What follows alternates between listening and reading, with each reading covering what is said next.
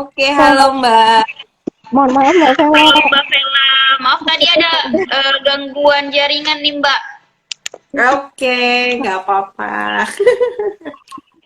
Oke, tadi sampai di PA ini ya di PANR Di ya dari sektor, sektor iya, pariwisata. Mm-mm. pariwisata. Iya, iya. Jadi tadi ya saya cuma mau bilang bahwa untuk sektor pariwisata memang sekarang lagi terkontraksi cukup dalam ya. Tadi Mm-mm. di highlight sedikit bahwa kalau terutama kalau untuk PNR ini memang dari pendapatannya aja kemarin sempat untuk tahun ini full 2021 ini turunnya bisa sampai 90% gitu dibandingkan dengan Mm-mm. pendapatan di 2020 gitu dan 50% dari 2021 2019 ke 2020.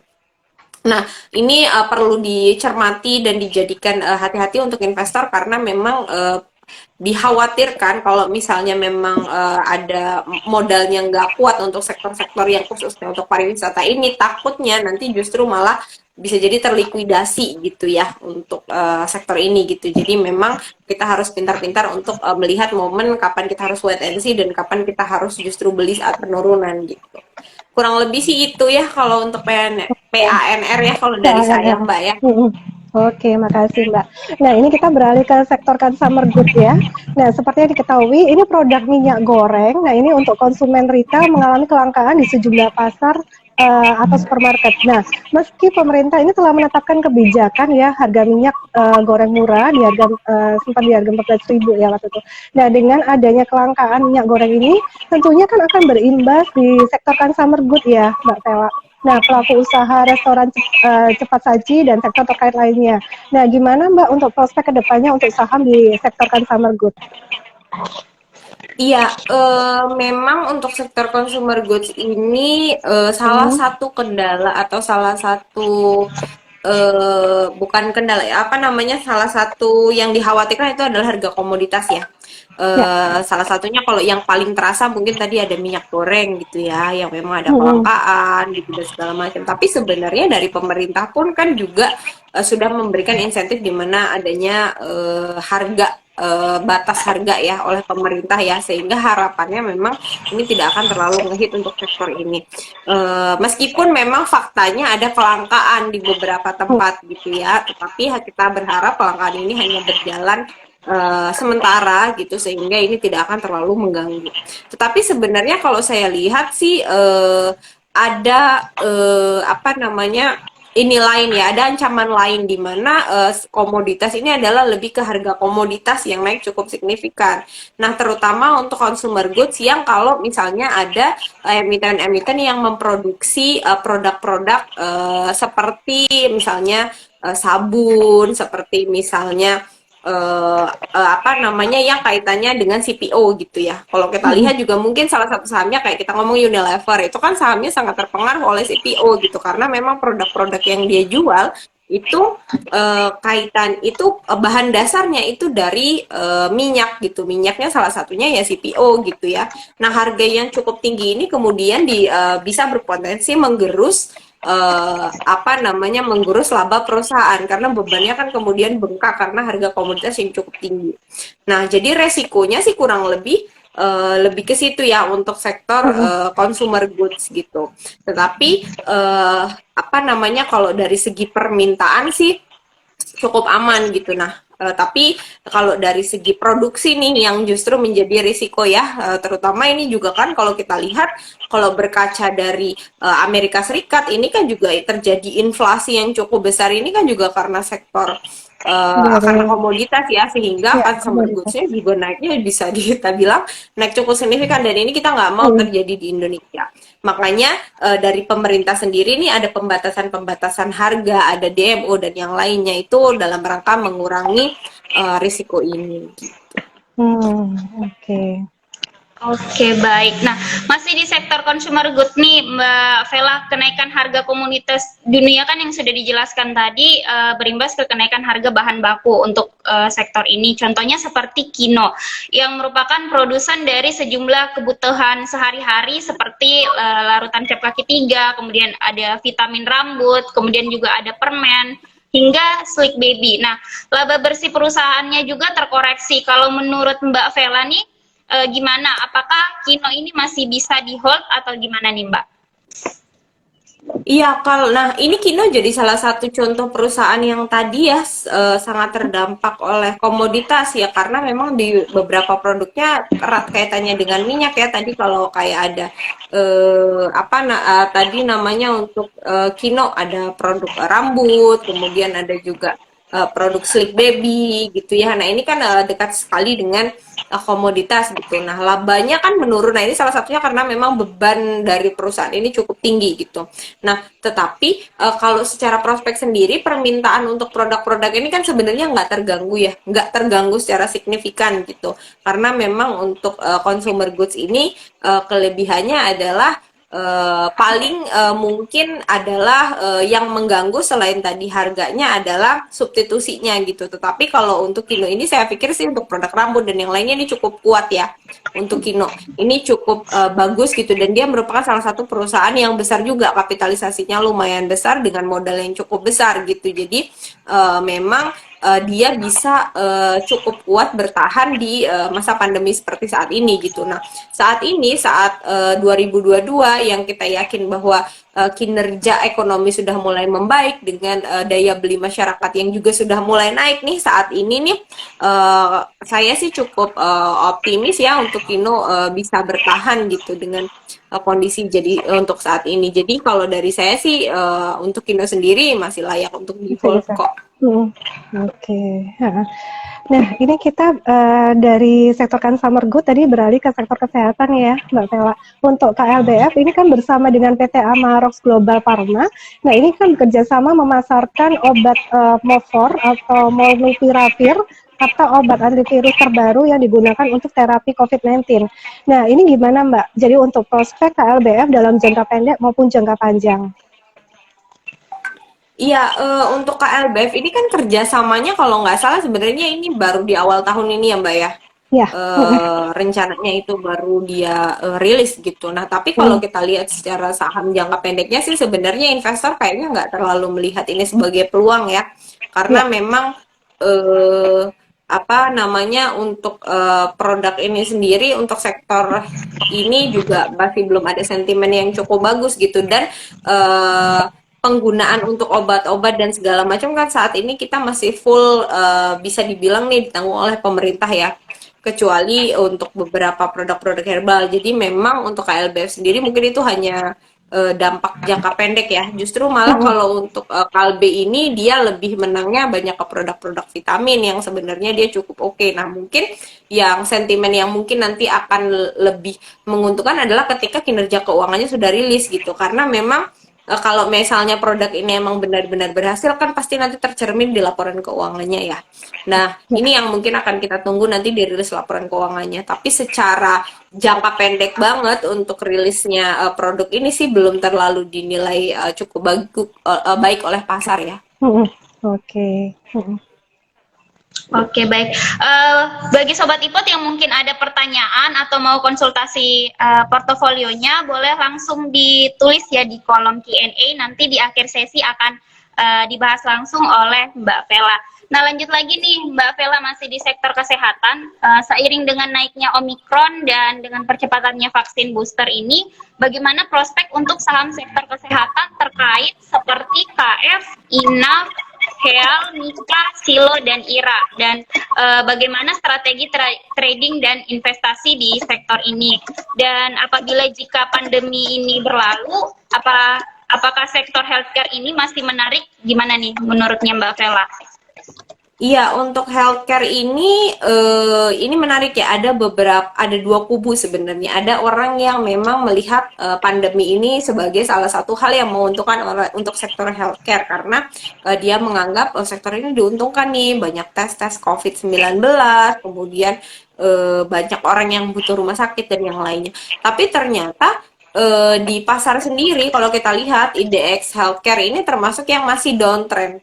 Ya, ini salah satunya lebih kepada terutama didorong untuk sektor healthcare yang bagian rumah sakit. Jadi untuk sektor-sektor untuk industri rumah sakit ini agak cukup terpukul ya, karena memang satu kalau kita lihat ini memang mungkin positif untuk secara holistik di mana tingkat keterisian rumah sakit ini rendah. Nah, tingkat keterisian rumah sakit rendah ini kan dianggap sebagai sesuatu yang positif, artinya virus COVID nggak terlalu menginfeksi yang terlalu parah gitu. Tetapi bagi sektor healthcare sendiri ini cukup menjadi sentimen negatif karena memang pendapatan dari keterisian rumah sakit ini kan mempengaruhi kinerja sektor ini ya gitu. Dan untuk COVID-nya sendiri nggak terlalu tinggi. Yang kedua, meskipun nggak terlalu tinggi, tapi banyak dari pasien-pasien untuk rumah sakit ini kemudian mengurungkan diri untuk bisa ke rumah sakit gitu. Nah, kalau misalnya nggak ada pasien, nggak ada yang lain kan pastinya potensi pendapatan rumah sakit kan juga akan tergerus ya gitu. Nah, ini terlihat dari saham-saham di sektor ini gitu. Kita cenderung rata-rata semuanya agak downtrend ya.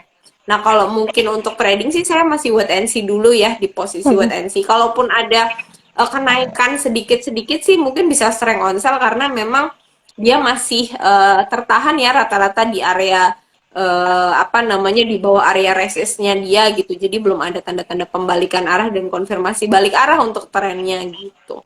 Kurang lebih untuk indeks health sih gitu ya Mbak Intan. Oke. Nah, ini kita lanjut ke sektor properti dan real estate ya, Mbak Vela. Jadi untuk properti ini masih mendapatkan insentif diskon PPN sampai September 2022.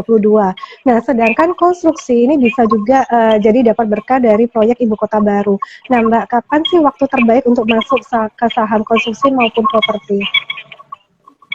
Iya, konstruksi ini memang yang bagusnya ibu kota baru ya. Tetapi saya tuh kalau untuk ibu kota baru ini tuh kan sebenarnya proyeknya ini adalah proyek jangka panjang ya Mbak ya. Bukan sebuah proyek yang kita dapat dalam tahun ini sehingga pencatatan pendapatan itu akan diterima terlihat dalam 1 tahun gitu.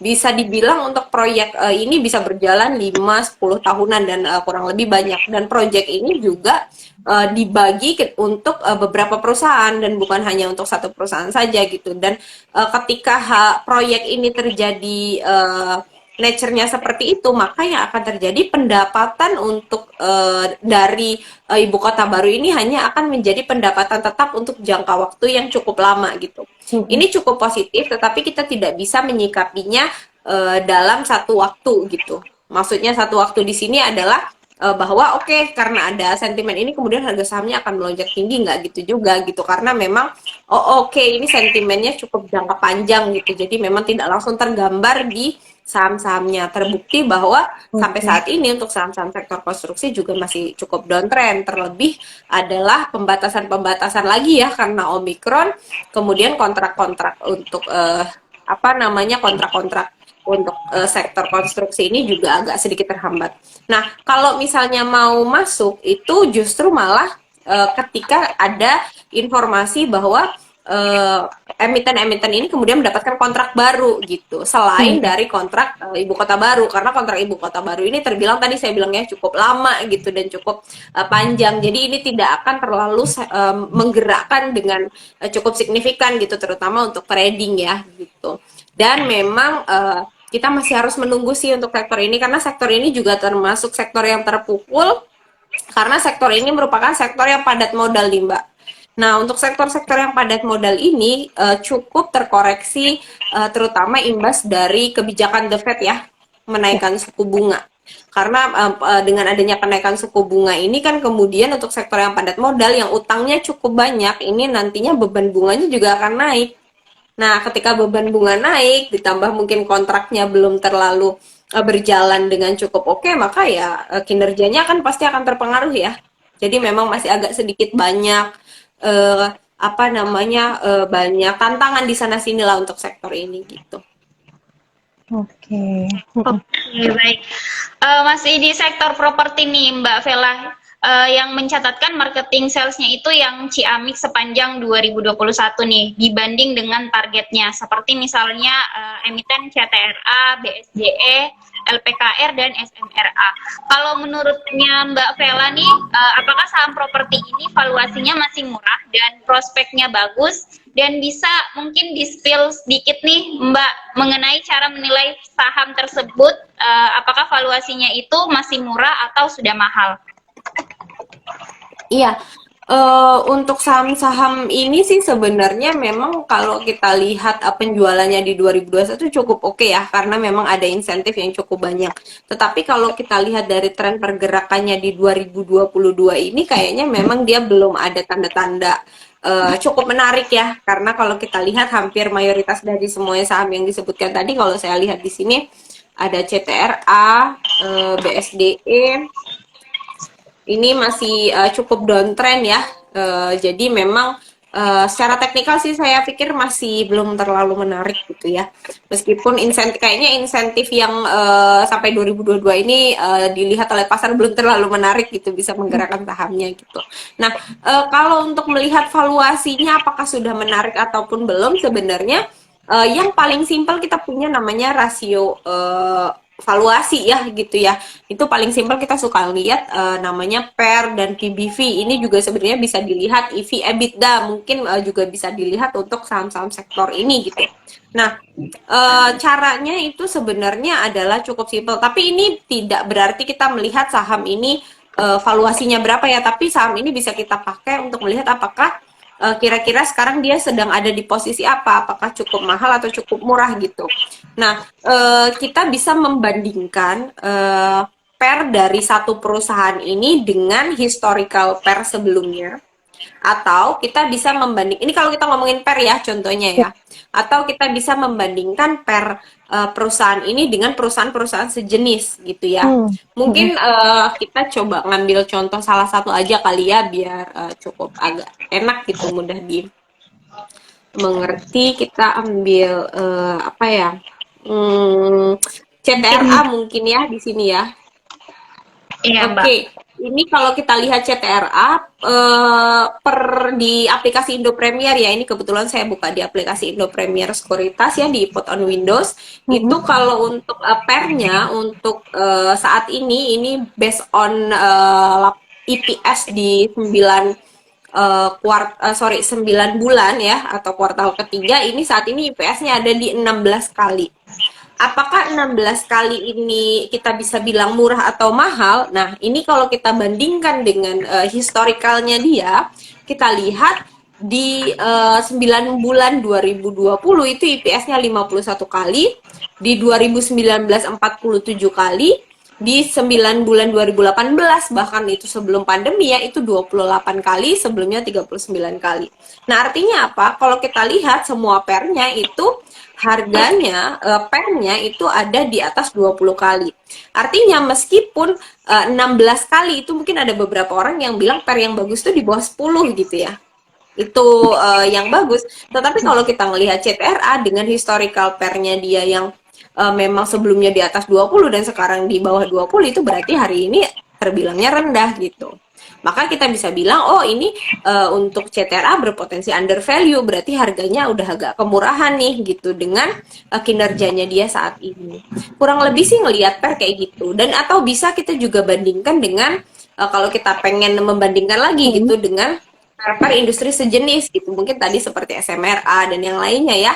Kita bisa lihat mana sih per yang memang bisa kita bilang kinerjanya paling oke, tapi dia pernya masih belum naik gitu. Nah, itu bisa juga jadi strategi untuk kita melihat valuasi saham secara sederhana. Kurang lebih begitu, Mbak. Oke. Nah, ini lanjut kita ada ADCP ya, Mbak. Jadi PT Adi Komuter Property ini yang baru mencatatkan perdana sahamnya di Bursa Efek pada tanggal 23 Februari kemarin. Nah, ini tapi untuk ADCP sendiri ini ditutupnya, jadi ditutup ARB ya, seperti yang kita tahu. Nah, untuk hari ini ditutup ARB di 107. Nah, padahal kalau dilihat lagi prospek fundamental bisnisnya ini kan kuat dan ada dukungan kuat dari induk usahanya yaitu Adikarya. Nah, kalau dari Mbak Vela sendiri, ini bisa tolong dijelaskan tips-tips untuk membeli saham yang akan IPO, karena ketika IPO ini kan tidak selalu jadi anggapan banyak nasabah ya, jadi banyak investor tuh anggapannya hari pertama itu pasti bakalan naik untuk IPO. Nah, jadi seperti itu. Nah, mungkin bisa disampaikan tips-tips untuk membeli saham yang akan IPO, Mbak. Iya, jadi menarik ya, memang kadang-kadang untuk IPO ini banyak banget orang yang justru nyangkut itu dari mulai IPO gitu ya. Karena memang benar tadi tuh mikirnya pasti harapannya tuh pasti naik nih di ARA gitu ya. Tetapi gini, eh ini agak tricky dan sebenarnya bisa dibilang lumayan gambling ya untuk IPO ini. Jadi memang kalau misalnya kita mau beli saham IPO ini ya memang pastikan ini untuk trading gitu. Dan Mm-mm. pastikan kita membeli saham yang IPO ini dengan dana yang memang bukan yang istilahnya uang dingin gitu ya. Karena memang apapun bisa terjadi gitu. Dan bisa dibilang untuk IPO ini kita harus melihat trennya cukup jeli karena memang historikalnya itu banyak saham-saham IPO yang dia tidak mengikuti fundamentalnya gitu. Jadi Hmm, memang ketika beli ya. dia tidak mengikuti fundamentalnya gitu. Jadi jangan terkecoh karena ada beberapa saham yang justru fundamentalnya nggak terlalu bagus tapi malah ARA terus gitu. Ada juga yang memang fundamentalnya kuat tapi kemudian ARB terus. Tapi Mm-mm. kalau kita memang membeli based on fundamental dan memang kita memang pengen jangka panjang ya nggak apa-apa. Jadi penurunan itu ya udah beli aja nggak masalah. Tapi dengan cara metode pembeliannya itu saya selalu bilang pakai dollar cost averaging gitu. Hmm, Dollar cost hmm. averaging ini apa sih? Jadi memang kita membeli beberapa saham dengan kurun waktu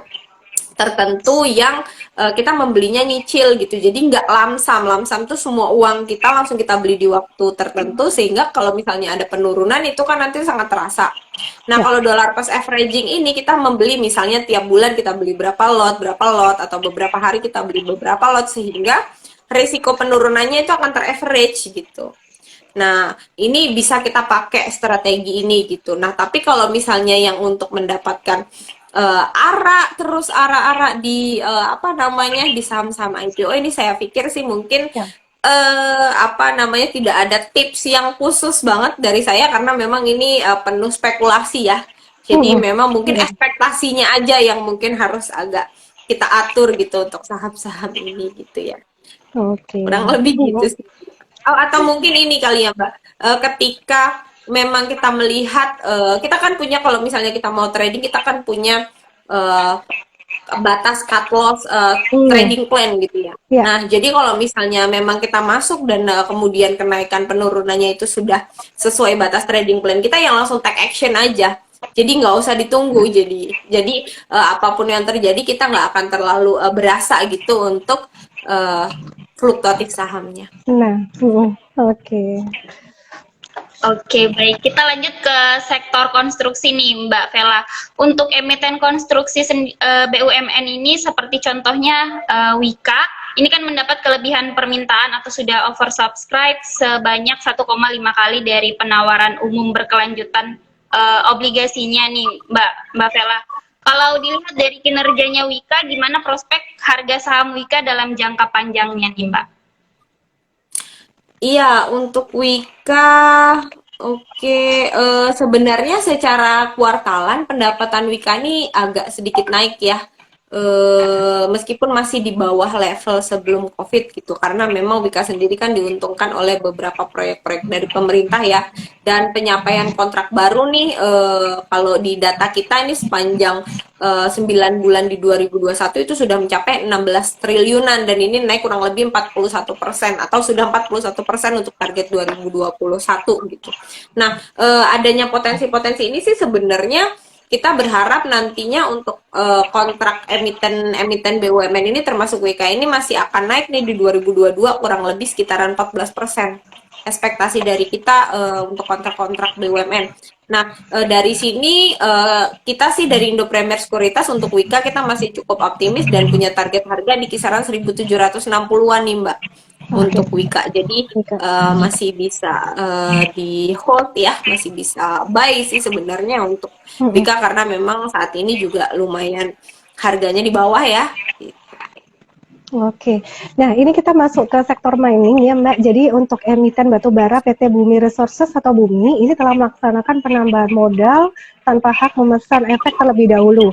Nah, dan melepas 34,49 miliar saham baru.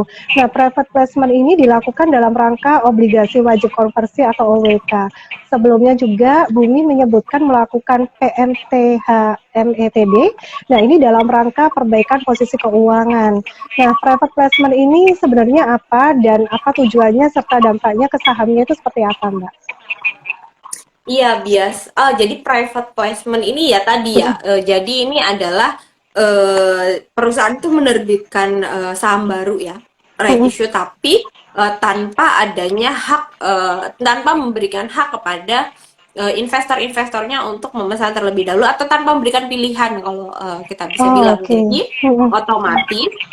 otomatis ketika perusahaan ini menerbitkan saham baru itu nantinya akan kepemilikan kita tuh akan bertambah gitu. Kepemilikannya akan berkurang meskipun jumlah sahamnya akan bertambah. Kenapa? Karena dia menerbitkan saham baru, kemudian jumlah sahamnya semakin banyak, tetapi proporsi kepemilikannya kan semakin sedikit. Nah, ini Ya. namanya akan ada menyebabkan efek delusi.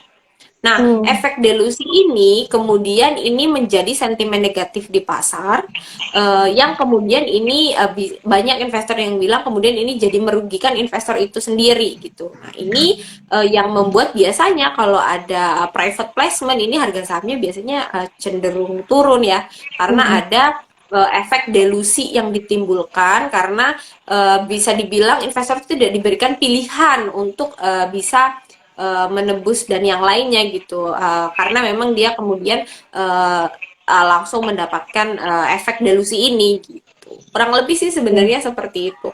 Hmm. Oke, baik. Untuk sektor pertambangan seperti MDKA ini kan Mbak ada menggarap 5 tambang emas dan juga tembaga. Nah, kemudian MDKA juga ini tengah menyiapkan proyek EIM di Morowali yang akan menyerap belanja modal kurang lebih sebesar 387 juta US dollar untuk produksi 1,2 juta ton asam per tahunnya.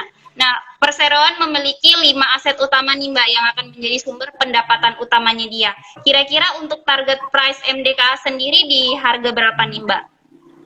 Iya, untuk MDKA ini jadi salah satu apa namanya emiten yang kita unggulkan juga ya Mbak ya, sebenarnya untuk MDKA. Tadi benar memang MDKA ini punya beberapa proyek ya, 5 proyek, dan ini juga cukup positif karena memang dia kan IPO di tahun 2015 ya. Dan sepanjang tahun 2015 nih MDKA bisa dibilang dia belum mendapatkan pendapatan sama sekali dan hanya punya satu proyek gitu. Nah, tapi setelah pasca IPO dia 2015 ini kurang lebih 5 sampai 7 tahun ini dia sudah punya 5 proyek dan memang terus ekspansi nih, cukup oke untuk MDKA. Jadi kita menilai memang MDKA ini masih memiliki prospek yang cukup oke, dan kita dari Indo Premier Sekuritas sendiri itu targetnya masih buy ya untuk MDKA dengan target harga di level 3.900. Gitu Mbak untuk MDKA. Oke. Nah, Mbak Vela, ini mungkin kita masuk ke pertanyaan dari ini ya, Sobat iPod ya. Nah, ini ada dari Kak Firda Aniati, untuk Unilever gimana Mbak?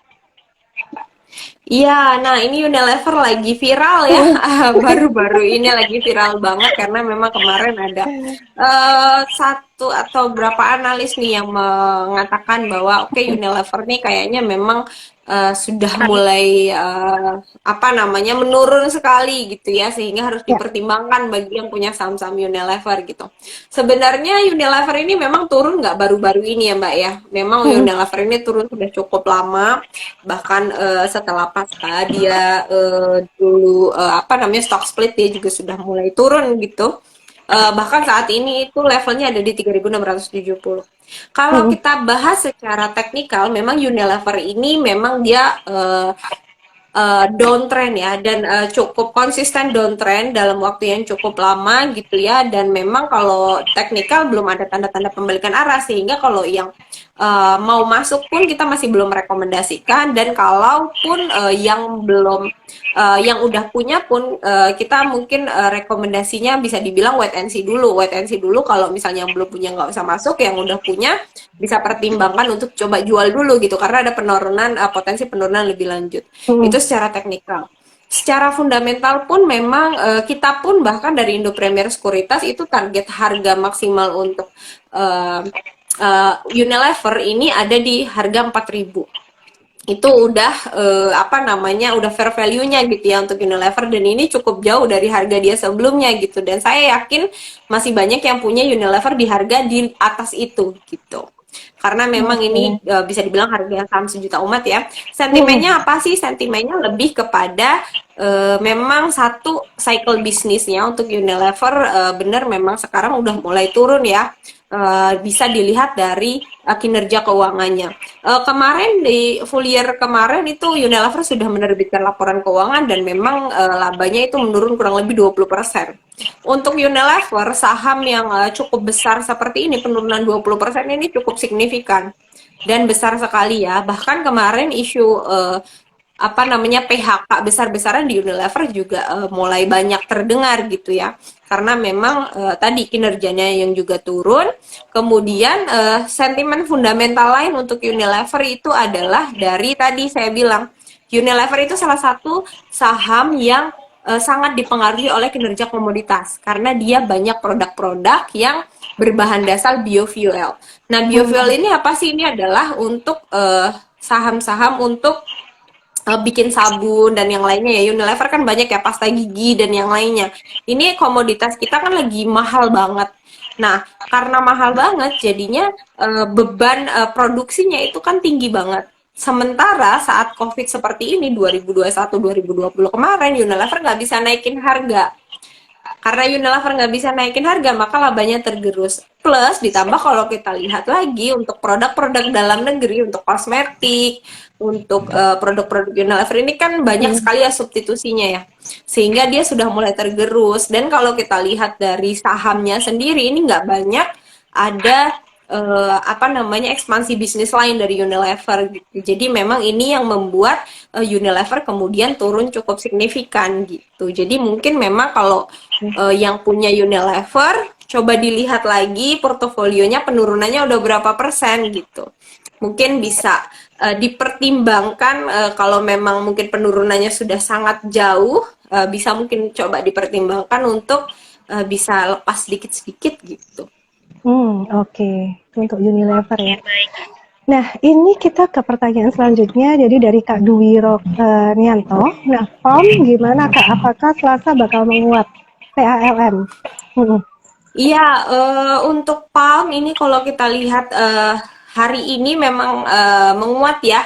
Cuma memang untuk PALM ini kayaknya dia gagal break high yang kemarin gitu ya. Jadi salah satu potensi atau tanda-tanda kayaknya emitennya bakalan melanjutkan penguatannya itu kalau dia udah break high yang kemarin. Tapi ternyata hari ini dia menguat tapi juga nggak bisa break high kemarin ya.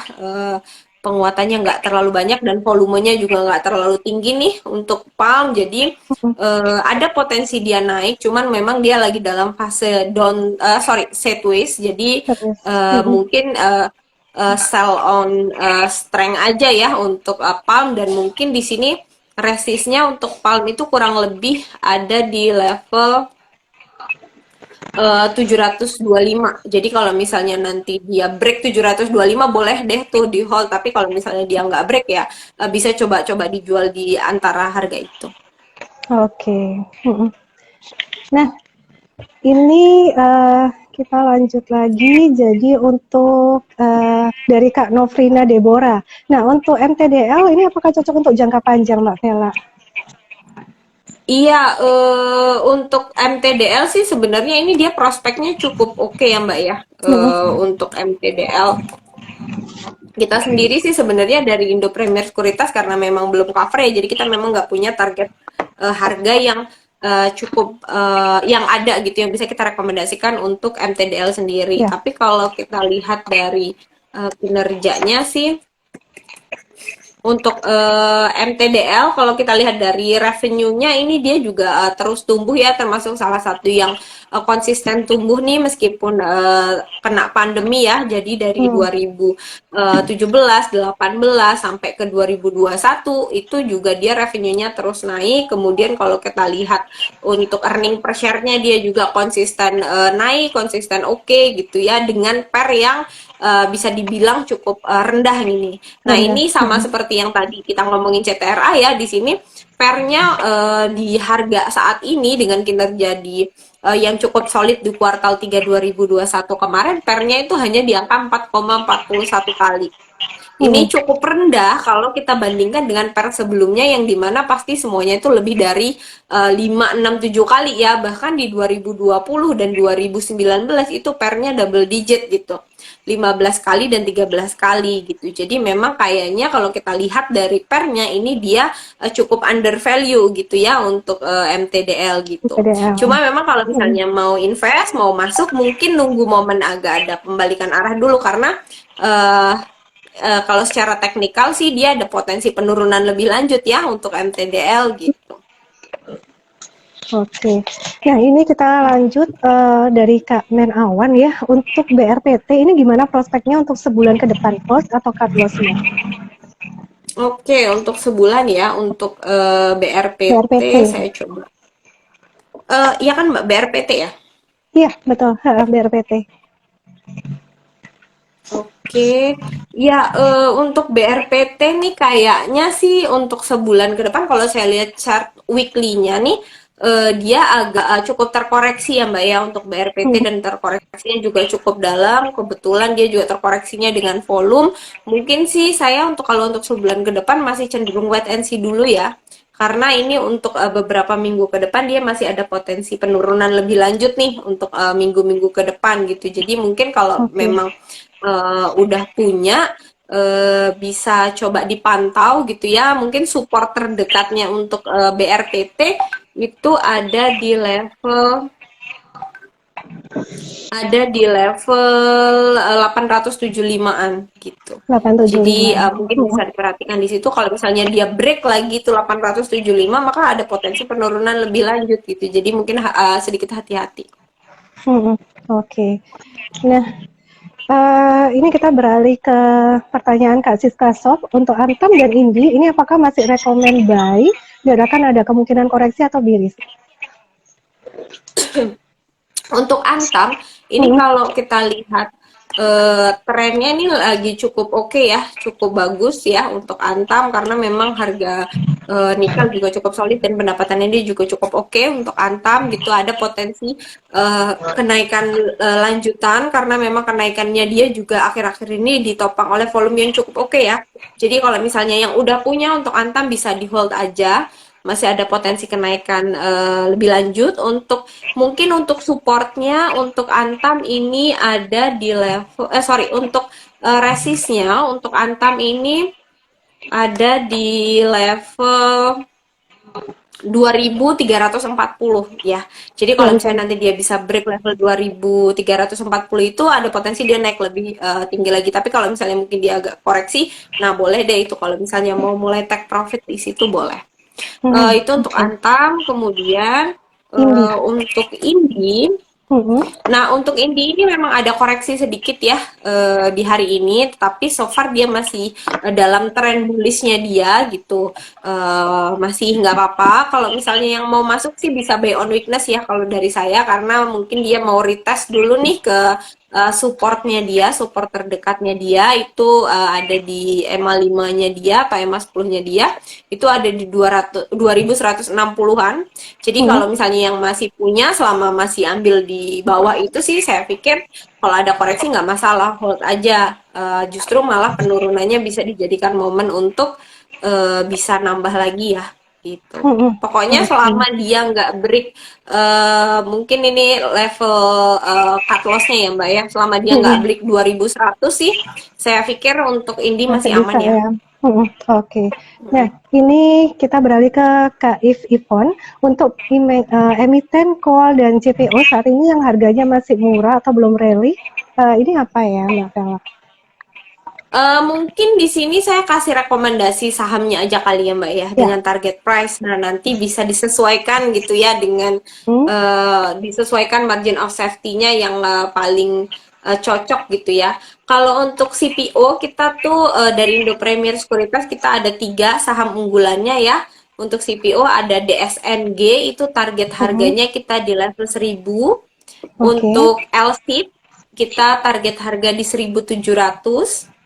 Kemudian ada AALI, itu target harga kita di 15.600. Itu rekomendasinya kita masih buy semua.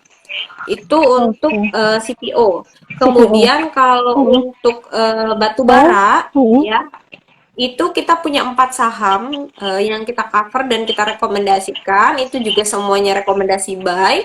Untuk yang pertama ada ITMG itu di 26.000. Mm-mm. Kemudian ada PTBA itu di 3.870. Oke. Ada unit traktor ya UMTR di 33.900. Dan yang terakhir itu ada Adro di 2.500. Oke, nah itu ya. Jadi sobat iPod, itu tadi ada tiga saham dari CPO yang direkomendasikan oleh tim analis kita dari SNG, LSIP dan AALI. Lalu ada di batubara itu untuk ITMG, PTBA, UNTR dan Adaro ya, Mbak Vela. Oke, lalu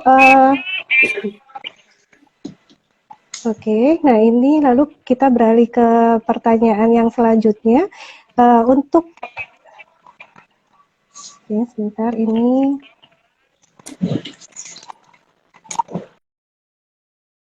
ini apakah masih downtrend padahal sudah mulai 5G. Nah, dari Kak Betty TR. Oke, untuk tower Ya, ya. apa ya? Mm-mm. Jadi untuk tower ini memang saham-saham untuk sektor apa namanya infrastruktur telekomunikasi ini sebenarnya memang sedang agak downtrend ya, karena memang sentimennya itu sama tadi seperti sektor konstruksi, lebih kepada sektor-sektor ini tuh termasuk sektor yang padat modal. Nah, sektor-sektor Oke. padat modal ini memang di 2021 ini ya, termasuk untuk tower, tebik, dan yang lainnya itu sentimennya adalah suku bunga. Jadi memang inflasi US yang cukup naik cukup signifikan ya, terutama apalagi ini nanti adanya apa geopolitik antara Rusia dan Ukraina ini kan berpotensi menyebabkan harga minyak jadi lebih naik lagi. Kalau harga minyak lebih naik lagi, berpotensi inflasi lebih menggila lagi ya. Nah, Mm-mm. ketika inflasi lebih menggila lagi, nantinya takutnya The Fed ini justru malah lebih masif nih gitu daripada perkiraan sebelumnya untuk menaikkan suku bunganya. Nah, suku bunga acuan ini kemudian di samping karena cukup buruk juga ya untuk global, takutnya juga Indonesia mau nggak mau nanti akan menaikkan suku bunga juga gitu. Nah, untuk sektor-sektor padat modal ini akan sangat dipengaruhi oleh suku bunga pinjamannya gitu. Nah, suku bunga pinjaman yang berfluktuatif ini ya, yang juga kemudian berpotensi naik akibat the Fed tadi, akibat sentimen global tadi, ini yang kemudian memberatkan sektor ini sehingga apa Mm-mm. namanya dalam jangka pendek ya kalau kita ngomong trading ini memang membuat saham-saham ini jadi downtrend. Nah, kalau yang 5G tadi, 5G itu kan sebenarnya adalah lebih ke untuk sentimen jangka panjang ya, karena memang ini nanti ngaruhnya adalah ke potensi pendapatan perusahaan sehingga mungkin memang belum terasa saat ini gitu ya. Jadi memang mungkin untuk Mm-mm. 5G ini nanti ketika memang sudah tergambar di laporan keuangannya gitu, baru ini sentimen 5G ini akan mempengaruhi untuk TOWR. Tapi kalau 5G Mm-mm. memang dijadikan acuan untuk membeli saham ini artinya kan untuk investment ya, untuk jangka panjang ya gitu. Nah, kalau saya pikir sih sebenarnya kalau untuk jangka panjang nggak masalah. Manfaatin aja penurunan-penurunan yang ada sekarang untuk bisa membeli dengan metode dollar cost averaging ya Mbak ya gitu. Ya. Karena Mm-mm. Oke. memang saat ini kan memang belum terasa di situ untuk 5G-nya. Oke. Nah, Mbak, ini karena keterbatasan waktu, ini kita akhiri di TOWR ya. Nah, ini pertanyaannya, jadi mohon maaf untuk Sobat iPhone yang tidak terjawab untuk pertanyaannya karena keterbatasan waktu. Nah, ini kita lanjut dari kami ya, ini pertanyaan terakhir. Nah, dari tadi ini kan kita sudah ngomongin juga untuk strategi trading. Nah, gimana cara membuat trading plan seperti menentukan level beli dan jual suatu saham, kapan harus average up dan down dan pasang trailing stop. Nah, mungkin bisa disampaikan oleh Mbak Vela. Nah, itu untuk menentukan trading plan. Iya, trading plan ini sebenarnya sangat berpengaruh atau sangat terpengaruh oleh profil risiko masing-masing ya Mbak ya. Karena kan setiap orang punya profil risiko beda-beda gitu. Ya. Jadi sesuaikan untuk trading plan ini gitu. Jadi yang jelas trading plan itu kan adalah kita punya yang namanya batas maksimal, kapan kita harus cut loss, kapan kita harus take profit. Nah, yang paling pasti adalah untuk trading plan ini adalah sebenarnya kuncinya disiplin. Berapapun kita mau pasang trading plan itu nggak masalah. Apakah kita mau pasang di 5%, 10%, 20% itu is okay. Semuanya tergantung dari diri kita masing-masing. Tetapi kuncinya adalah disiplin. Jadi kalau misalnya memang dari Sobat Ipot semuanya sudah merasa bahwa penurunan yang terjadi di sahamnya itu sudah melebihi trading plan-nya yang tadinya disepakati oleh dengan diri sendiri 10%, ya harus berani untuk ambil aksi itu untuk cut loss gitu. Sebaliknya, kalau misalnya memang sudah kita sudah bisa memang sudah take profit, waktunya take profit gitu ya, itu ya mungkin memang jangan jumawa untuk menunggu ini kayaknya mau naik lagi, jangan sampai keuntungannya itu hanya jadi potensi keuntungan ya, tetapi harus jadi keuntungan yang benar gitu. Jadi bisa langsung take profit. Tapi idealnya orang-orang biasanya memasang trading plan ini ada di kisaran 5, 10, 15%. Kalau misalnya memang benar-benar ada juga orang yang memang resikonya dia mau mengambil cukup besar itu di level 20%. Nah, itu silakan bisa disesuaikan masing-masing oleh teman-teman. Oke. Oke, ya terakhir lagi nih Mbak Vela, ketika pandemi ini kalau misalnya sudah membaik, kemudian mobilitas dan ekonomi juga berangsur pulih, kira-kira sektor yang terdampak dengan situasi COVID-19 ini yang akan diuntungkan ada sektor apa aja nih Mbak? Iya, seperti yang saya bilang tadi, untuk sektor dalam kondisi ekonomi seperti saat ini itu biasanya kita salah satu sektor unggulannya itu ada sektor perbankan ya. Kenapa? Karena sektor perbankan ini merupakan salah satu sektor yang memang dia itu leading indikator. Jadi ketika ekonomi sudah mulai pulih ataupun ekonomi saat dia akan resesi, ini biasanya perbankan akan jadi salah satu indikator duluan gitu, leading indikator gitu. Nah, saat kita yakin nih kemarin-kemarin kan udah banyak sudah banyak indikator-indikator ekonomi yang cukup bagus ya, mulai dari GDP kita naik, kemudian PMI kita juga cukup oke, inflasi cukup oke, dan yang lain-lain cukup oke. Ini maka sektor yang pasti paling pertama terdampak adalah perbankan gitu ya, karena dia adalah mula dari semua aktivitas ekonomi. Jadi perbankan kita masih cukup andalkan.